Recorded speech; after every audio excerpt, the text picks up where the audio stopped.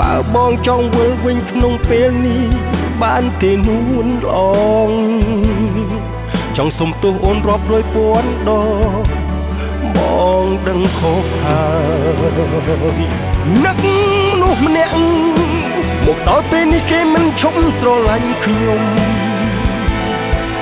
សុំទោសផងដែលបងទុកឲ្យអូនយំតែម្នាក់ឯងនឹកនោះម្នាក់ដែលខ្ញុំបានទុកគេចោលនៅនឹងអ្នកផ្សេងពេលនេះចង់ជួបហើយចង់លឺសំឡេងបានស្នេហ៍ជាថ្មីទុំរំដឹងខ្លួនឈឺចាប់បាត់ទៅហើយមិនគួរណាឡើយស្រឡាញ់តារាលើមេឃរំងាប់ចិត្តទៅបែកផ្លូវគុំនៅយូរពេកទោះមិនចង់បែកក៏គេឈប់ជួបយើងហើយទើបដឹងថ្ងៃនេះស្រឡាញ់មនុស្សម្នាក់ខុសដែរខុសព្រោះតែមិនសមគ្នាយើងមិនដល់គេស្រឡាញ់មិនបានជួធ្វើមិនមែនគូរអ៊ូនាំខ្មាស់មេមិនដល់គេ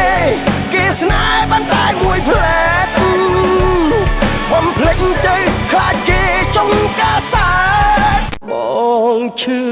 ផ្សាស្នេហ៍ស្លាប់ហើយអូជឿចាប់ខ្លាំងណាស់មេហេតុអ្វីអូនទេស្នេហ៍បងឲ្យគេ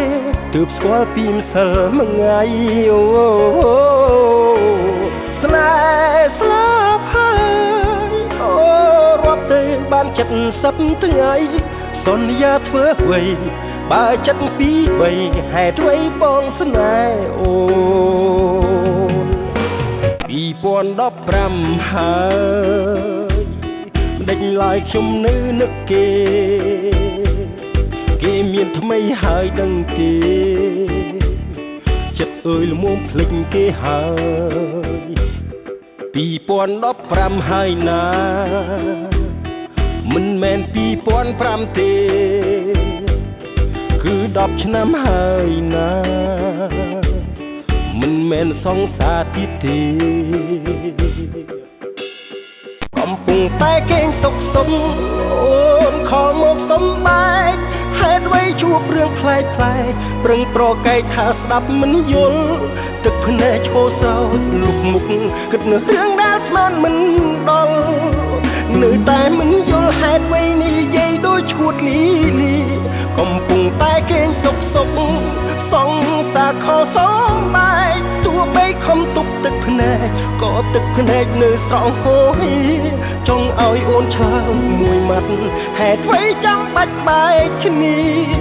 បើភ្នែកឡើងព្រាមទូរស័ព្ទឆ្លោះគ្នាទាំងព្រឹកព្រលឹមគួរក្បាលវងវែងអស់ហើយ